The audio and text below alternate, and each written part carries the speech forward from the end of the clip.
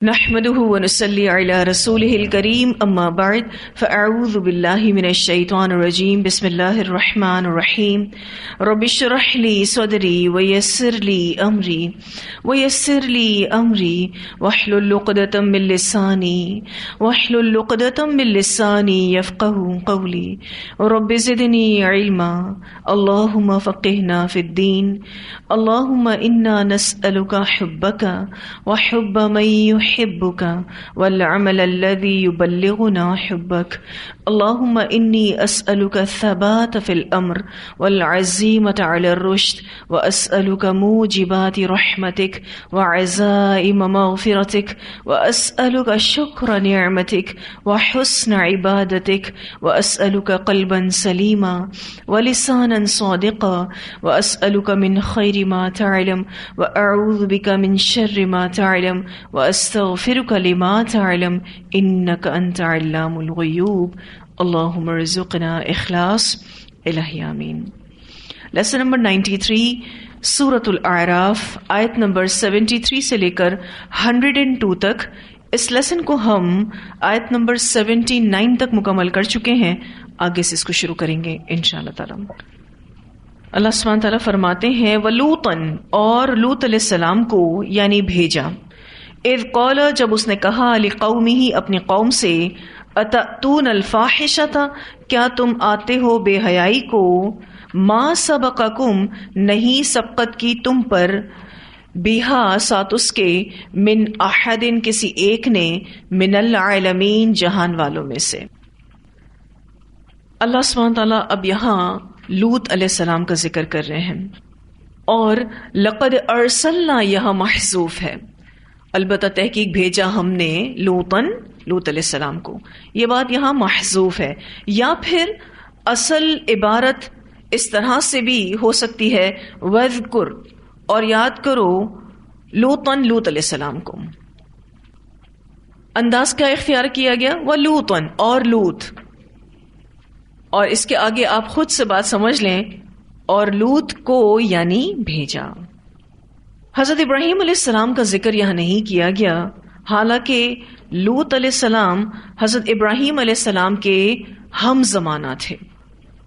اب سوال یہ پیدا ہوتا ہے کہ حضرت ابراہیم علیہ السلام کا یہاں ذکر کیوں اسکپ کیا گیا، اور ڈائریکٹ لوط علیہ السلام کا ذکر کیوں کیا جا رہا ہے؟ شاید یہ اس اسلوب کی بنا پر ہو کہ ان کی قوم بھی پچھلے انبیاء کی قوموں کی طرح تباہ کر دی گئی تھی۔ اس کے برعکس حضرت ابراہیم علیہ السلام کی قوم کی تباہی کا ذکر قرآن پاک میں نہیں ملتا۔ آپ پیچھے جن اقوام کا پڑھ چکے ہیں وہ ساری کی ساری قومیں تباہ و برباد کر دی گئی۔ حضرت ابراہیم علیہ السلام کی قوم کی تباہی کا ذکر قرآن پاک میں نہیں ملتا، تو ان کا ذکر اسکپ کر کے اللہ تعالیٰ حضرت لوط علیہ السلام کا ذکر کرتے ہیں، کیونکہ ان کی قوم بھی تباہ کر دی گئی تھی۔ اللہ سبحانہ تعالیٰ فرماتے ہیں وَلُوطًا، اور لوط کو یعنی بھیجا، اذ قال، جب اس نے کہا، لقومہ، اپنی قوم سے، اتأتون الفاحشۃ، کیا تم آتے ہو بے حیائی کو۔ یہاں بے حیائی سے مراد ہم جنسی ہے، ہومو سیکشوالٹی۔ ما سبقکم، نہیں سبقت کی تم پر، بہا، ساتھ اس کے، من احد، کسی ایک نے، من العالمین، جہان والوں میں سے۔ یعنی قوم لوط سے پہلے کبھی کسی مرد نے دوسرے مرد سے بدفعلی نہیں کی تھی۔ یہ ہم جنسی کا گناہ اس قوم سے پہلے کسی قوم میں نہیں تھا۔ یہ اجتماعی طور پر ایک شرمناک فعل کو اس انداز سے اپنائے ہوئے تھے، بلکہ اپنا شعار بنائے ہوئے تھے، کھلم کھلا اس کا ارتکاب کرتے تھے، اور اس پر شرمانے کے بجائے فخر کرتے تھے۔ اللہ سبحانہ تعالیٰ فرماتے ہیں کہ یہ قوم اس گناہ کی موجد تھی، یعنی اس قوم نے یہ گناہ ایجاد کیا تھا۔ انکم، بے شک تم، لتأتون، البتہ تم آتے ہو، الرجال، مردوں کے پاس، شہوتاً، شہوت کے ساتھ۔ شہوتاً کا جو لفظ ہے اس کا معنی ہوتا ہے نفس کسی چیز پر مائل ہو۔ تو حضرت لوط علیہ السلام نے اپنی قوم سے کہا کہ تم مردوں کے پاس آتے ہو شہوت کے ساتھ، من دون النساء، عورتوں کو چھوڑ کر۔ بلکہ انتم تم قوم لوگ ہو مسرفون حد سے گزر جانے والے. یہ لوگ جائز طریقے یعنی نکاح کے ذریعے اپنی جنسی خواہش کو پورا نہیں کرتے تھے. حالانکہ جائز طریقے سے یعنی نکاح کے ذریعے اپنی جنسی خواہش کو پورا کرنا تسکین کا باعث ہے اور یہی اصلاح کا طریقہ ہے. اور جب ہم کوئی بھی کام اللہ کے کہنے کے مطابق کرتے ہیں تو وہ عبادت بن جاتا ہے. تو نکاح کرنا اور نکاح کے ساتھ اپنی اس خواہش کو پورا کرنا بھی عبادت ہے. اب یہ قوم جو تھی غیر فطری کام کر رہی تھی، بہت بڑا گناہ کر رہی تھی، ایک شرمناک فعل کو اپنائے ہوئے تھی، اس کو اپنا شعار بنائے ہوئے تھی، کھلم کھلا اس کا ارتکاب کرتی تھی اور اس بارے میں شرمانے کے بجائے فخر کرتی تھی. انہوں نے ایسے کلبز بنا رکھے تھے جہاں یہ ہومو سیکشوالٹی علل اعلان ہوتی تھی سب کے سامنے. اسی لیے حضرت لوط علیہ السلام نے اپنی قوم سے کہا بل انتم قوم مسرفون، بلکہ تم لوگ ہو حد سے گزر جانے والے. یعنی تمہارا یہ فعل اصول فطرت کے بھی خلاف ہے اور طبعی قانون کے بھی خلاف ہے اور ہم جنسی فساد ہے اور اسراف ہے. وما کانا، اور نہ تھا جواب قومی ہی اس کی قوم کا. اب اپنے پیغمبر کے لیے ان کے پاس کوئی جواب نہیں تھا الا مگر ان یہ کہ قولو انہوں نے کہا اخرجوہم نکال دو ان کو من قریتکم اپنی بستی سے، انہم بے شک وہ اناسن لوگ ہیں یتطہرون جو پاکیزہ بنتے ہیں. ان کے پاس کوئی معقول جواب تو تھا نہیں، نہ ان کے اندر کوئی شرم و حیا تھی، کوئی دلیل، کوئی عذر، معذرت. جب کچھ نہ بن سکا تو وہ حضرت لوط علیہ السلام اور ان کے گھر والوں کو شہر سے نکالنے کے در پہ ہو گئے. اور یہاں اس ٹیکسٹ سے ایک بات اور بھی پتہ چلتی ہے کہ لوط علیہ السلام پر ایمان لانے والے اور اس بدفعلی سے بچنے والے لوگ بہت کم تھے.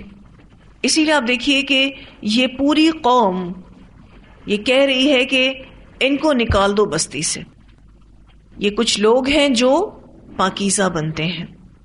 فَأَنْجَيْنَاهُ پس نجات دی ہم نے اس کو، وَأَهْلَهُ اور اس کے گھر والوں کو، إِلَّا امْرَأَتَهُ سوائے اس کی بیوی کے، کانت تھی وہ من الغابرین پیچھے رہ جانے والوں میں سے.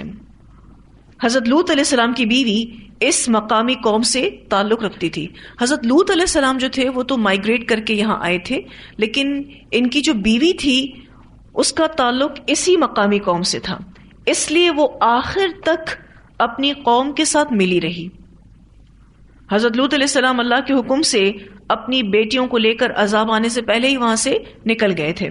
اچھا، یہ جو ان کی بیوی کو بھی عذاب میں پکڑ لیا گیا، اس بارے میں مفسرین دو طرح کی بات کرتے ہیں. کچھ مفسرین کہتے ہیں کہ جب عذاب آیا تو لوط علیہ السلام کو اللہ تعالیٰ نے یہ حکم دیا تھا کہ اب آپ یہاں سے چلے جائیں، لیکن اپنے جانے کی خبر آپ اپنی بیوی کو نہیں دیں گے اور نہ ہی آپ ان کو اپنے ساتھ لے جائیں گے. لیکن کچھ مفسرین کہتے ہیں کہ حضرت لوط علیہ السلام کی بیوی بھی ان کے ساتھ چلی تھی. اب ہوا یہ تھا کہ پورے علاقے میں صرف ایک ہی گھر مسلمان تھا جو کہ لوط علیہ السلام کا تھا، اور ان کی دو بیٹیاں ہی ان پر ایمان لائیں تھیں. جب اللہ تعالیٰ کا حکم آیا کہ عذاب آنے والا ہے، آپ اپنی فیملی کو لے کر نکل جاؤ، تو حضرت لوط علیہ السلام اپنی بیوی کو اور دونوں بیٹیوں کو لے کر نکلے. ان کو ایک خاص انسٹرکشنز تھیں کہ جب عذاب شروع ہو جائے گا تو پیچھے مڑ کے آپ میں سے کوئی بھی نہیں دیکھے گا. ٹھیک ہے جی، کہ جب تم گھر سے نکلو گے سارے تو پیچھے مڑ کر نہیں دیکھنا. اب جیسے ہی عذاب شروع ہوا تو دھماکے شروع ہو گئے، آوازیں آنا شروع ہو گئیں. آپ آگے پڑھیں گے کہ پتھروں کی بارش ہوئی ان پر. تو بیوی نے پیچھے مڑ کر دیکھا. کیوں دیکھا پیچھے مڑ کر؟ کیونکہ حضرت لوط علیہ السلام کی بیوی کی ہمدردیاں اپنی قوم کے ساتھ تھیں، تو عذاب پھر اس پر بھی آ گیا. تو اللہ سبحانہ تعالیٰ فرماتے ہیں فَأَنْجَيْنَاهُ وَأَهْلَهُ إِلَّا امْرَأَتَهُ پس نجات دی ہم نے اس کو یعنی لوط علیہ السلام کو اور اس کے گھر والوں کو سوائے اس کی بیوی کے. کانت من الغابرین، تھی وہ پیچھے رہ جانے والوں میں سے. آپ دیکھیں لفظ کیا استعمال ہوا ہے، غابرین. یہ لفظ غبار سے ہے. غبار کہتے ہیں مٹی کا اڑنا. اور جیسے کوئی انسان آگے جاتا ہے، قافلہ آگے جاتا ہے یا کوئی سواری آگے جاتی ہے تو جیسے مٹی کا غبار پیچھے رہ جاتا ہے، بالکل اسی طرح سے حضرت لوط علیہ السلام کی بیوی بھی پیچھے رہ گئی. اب یہاں سے آپ کو ایک بہت اہم بات سمجھ آتی ہے، وہ یہ کہ اللہ کا عذاب کتنا انصاف پر مبنی ہے. اللہ کے نزدیک رشتہ داریاں کوئی معنی نہیں رکھتی. اللہ کو تو سچائی چاہیے، ایمان چاہیے اور تقوی چاہیے. اور دنیا میں رشتہ دار اکٹھے رہتے ہیں، لیکن کل قیامت کے دن اعمال کے اعتبار سے الگ الگ کر دیے جائیں گے. اگر اعمال سیم ہوں گے تو اکٹھے کر دیے جائیں گے، اور اگر اعمال الگ الگ ہوں گے تو جدائی ڈال دی جائے گی. اب آپ دیکھیں تو نبی کی بیوی کتنا بڑا آنر تھا حضرت لوط علیہ السلام کی بیوی کے لیے. اور یہ بات یاد رکھیے گا کہ کوئی نان مسلم نبی کی بیوی نہیں بن سکتی. ٹھیک ہے، تو یہ تھیں تو مسلمان لیکن پریکٹسنگ نہیں تھی، بعمل نہیں تھی. یہ اتنی زیادہ اپنے شوہر کے ساتھ خیانت کرتی تھیں کہ جب بھی کوئی ان کے گھر مہمان آتا تو یہ اپنے گھر آئے ہوئے مہمانوں کی خبر اپنے قوم کے لوگوں کو دے دیتی تھی اور ہم جنسی پر رغبت دلاتی تھیں. کتنا بہترین ماحول ان کو ملا ہوا تھا، لیکن اس ماحول سے انہوں نے فائدہ نہیں اٹھایا. کتنی بہترین صحبت ان کو ملی ہوئی تھی، نبی کی صحبت، لیکن اس صحبت سے انہوں نے فائدہ نہیں اٹھایا. اس سے پتہ چلتا ہے کہ بہت سارے لوگ ایسے بھی ہوتے ہیں جو اتنا سرکش ہوتے ہیں کہ ان کو آپ اچھے سے اچھا ماحول دے دیں، نیک ماحول دے دیں، نیک صحبت دے دیں، لیکن وہ سدھر کر نہیں دیتے. پھر اللہ سبحانہ تعالیٰ فرماتے ہیں وَأَمْطَرْنَا، اور برسائی ہم نے علیہم ان پر مطرن بارش، اور یہ پتھروں کی بارش تھی. فانظر تو دیکھو کیف کس طرح کانا ہوا عاقبت المجرمین، انجام مجرموں کا. یہ پتھروں کی بارش تھی اور اس کے ساتھ زلزلہ بھی تھا جس سے ان کی بستیاں الٹ کر بحر میت کے اندر دفن ہو گئیں. قرآن میں دوسری جگہ پر آتا ہے کہ اس قوم کی سب بستیوں کو اٹھا کر بلندی سے زمین پر دے مارا گیا تھا. آج کل اسی جگہ آپ ڈیڈ سی دیکھتے ہیں، بحر میت دیکھتے ہیں. تو یہ تھے حضرت لوط علیہ السلام جن کا ذکر کیا گیا. تھوڑا سا ان کے بارے میں آپ کو بتانا چاہوں گی. یہ جو آیات ابھی ہم نے پڑھی ہیں اس میں لوط علیہ السلام اور ان کی قوم کا واقعہ بیان کیا گیا ہے. لوط علیہ السلام ہاران بن آزر کے بیٹے اور ابراہیم علیہ السلام کے بھتیجے تھے. ان پر ایمان لانے کے بعد ہجرت کر کے ان کے ساتھ شام چلے گئے تھے. حضرت لوط علیہ السلام جو تھے وہ حضرت ابراہیم علیہ السلام پر ایمان لے آئے تھے اور انہی کے ساتھ انہوں نے بھی ہجرت کی تھی اور شام چلے گئے تھے. لیکن بعد میں وادی اردن کی بستی صدوم میں سکونت اختیار کر لی تھی، یعنی اللہ سبحانہ تعالیٰ نے ان کو صدوم کی بستی کی طرف بھیجا تھا. وہ لوگ کفر و شرک کے علاوہ ہم جنسی جیسے خبیث ترین گناہ میں مبتلا ہو گئے تھے.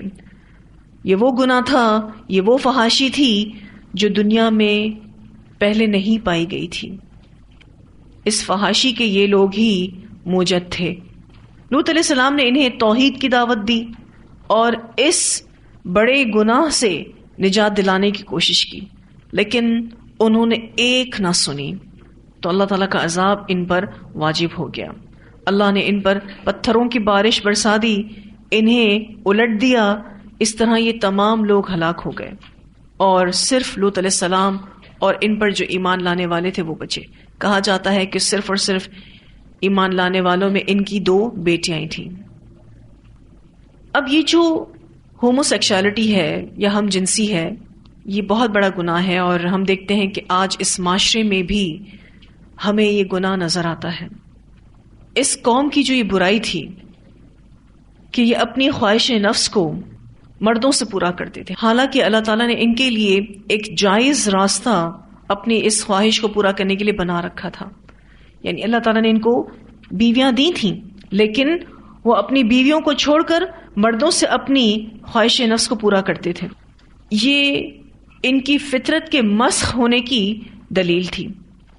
پھر آپ دیکھیے کہ جو بیویوں کے ساتھ خواہش نفس کو پورا کرنا اللہ کا حکم ہے، اس کے ساتھ بہت سی حکمتیں وابستہ ہیں. اللہ سبحانہ تعالیٰ کا جو یہ حکم ہے کہ بیویوں کے ساتھ اپنی خواہش کو پورا کرو، اس حکم کی کئی حکمتیں ہیں، جس میں اولاد کی طلب، اسی طرح سے آپ دیکھیں تو گھر کی رونق، دلی سکون، پھر شوہر اور بیوی کے آپسی محبت کے معاملات، ایک دوسرے پر رحمت کے معاملات، شفقت کے معاملات. اب کوئی شخص اس فطرت کے قانون کو بدل دے تو وہ اپنی فطرت کو مسخ کر دیتا ہے، پھر وہ اپنی اس خواہش کو مردوں سے پورا کرتا ہے، جو کہ بہت ہی بڑا گناہ ہے. اور آپ دیکھیں تو جانوروں میں بھی یہ چیز نہیں ہے، اور جب انسان یہ گناہ کرتا ہے تو وہ کس سے بدتر ہو گیا؟ جانوروں سے بھی بدتر ہو گیا. اس وقت امریکہ اور پورے یورپ میں اس ہم جنسی کو جائز قرار دے دیا گیا ہے. یعنی مرد کی مرد اور عورت کی عورت کے ساتھ شادی کو قانونی تحفظ دے دیا گیا ہے، لیگلی الاؤڈ کر دیا گیا ہے. اب ان کفار کی یہ کوشش ہے کہ مسلم معاشرے میں بھی اس فعل کو جرم نہ سمجھا جائے، یہاں پر بھی اس کو عام کر دیا جائے. ہم چونکہ اسلامک اسٹیٹ میں رہتے ہیں تو یہاں ایسی کوئی چیز ابھی تک تو الحمدللہ نہیں ہوئی کہ قانوناً اس کو جائز کر دیا گیا ہو، لیکن بہت سے ایسے لوگ ہیں جو اس گناہ میں مبتلا ہو گئے ہیں.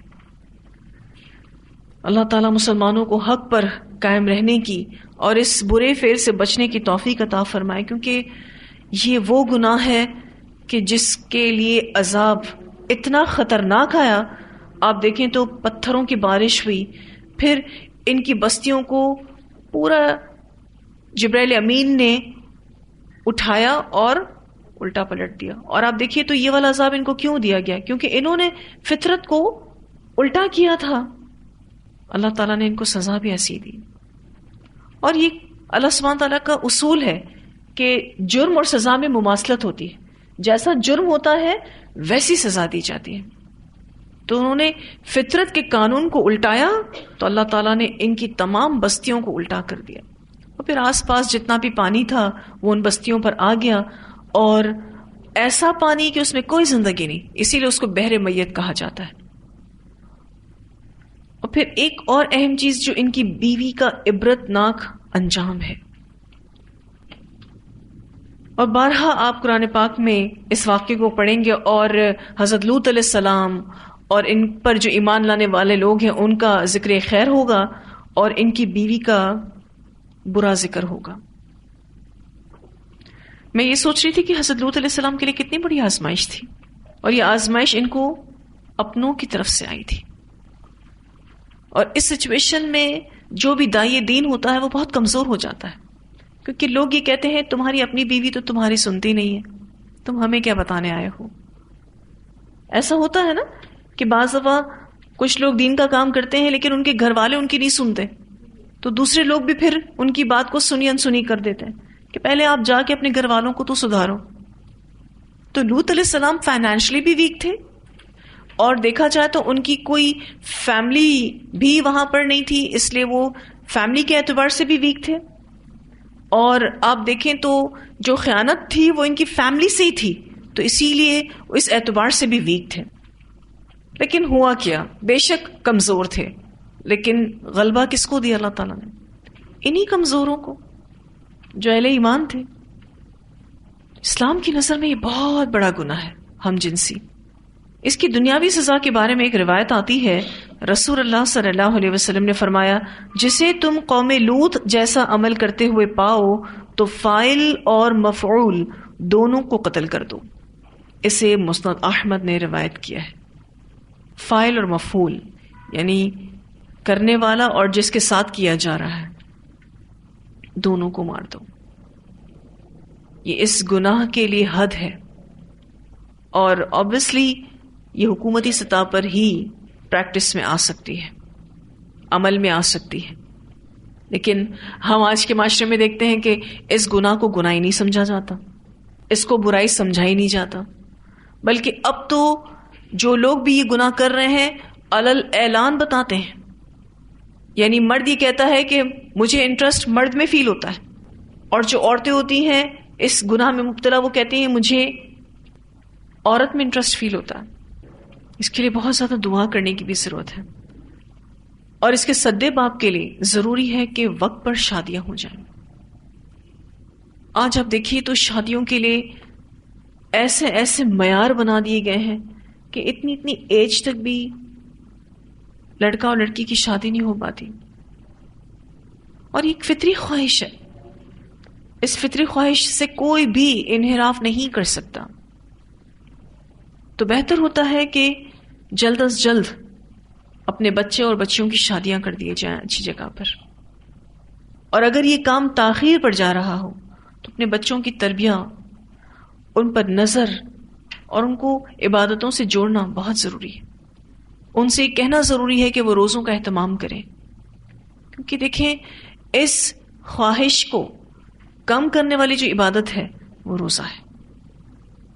روزے سے انسان کو روحانی مضبوطی حاصل ہوتی ہے، اس کی جسمانیت مغلوب ہوتی ہے، اس کی روحانیت غلبہ پاتی ہے.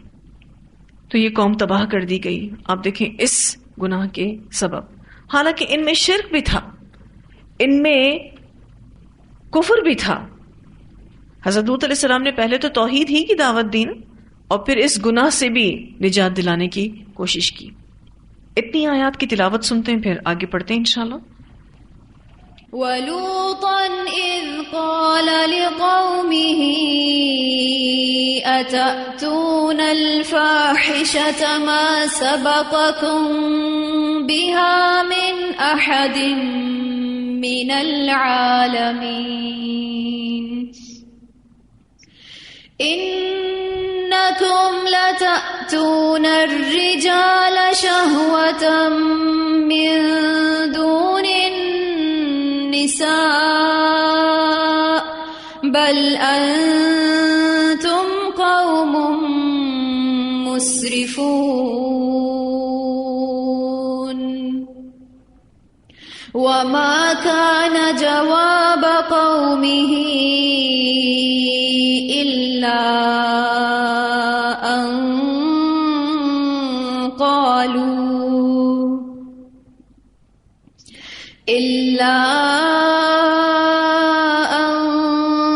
قالوا أخرجوهم من قريتكم إنهم أناس يتطهرون.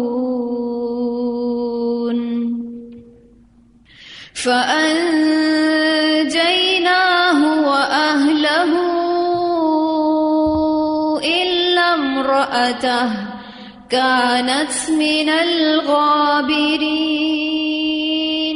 وأمطرنا عليهم مطرا فانظر كيف كان عاقبة المجرمين. ان آیات کی ایک اور تلاوت بھی ہم سنیں گے. اعوذ باللہ من الشیطان الرجیم. بسم اللہ الرحمن الرحیم. ولوطا اذ قال لقومه اتأتون الفاحشة ما سبقكم بها من احد من العالمين. انکم لتأتون الرجال شهوة من دون النساء بل انتم قوم مسرفون. وما كان جواب قومه إلا أن قالوا أخرجوهم من قريتكم إنهم أناس يتطهرون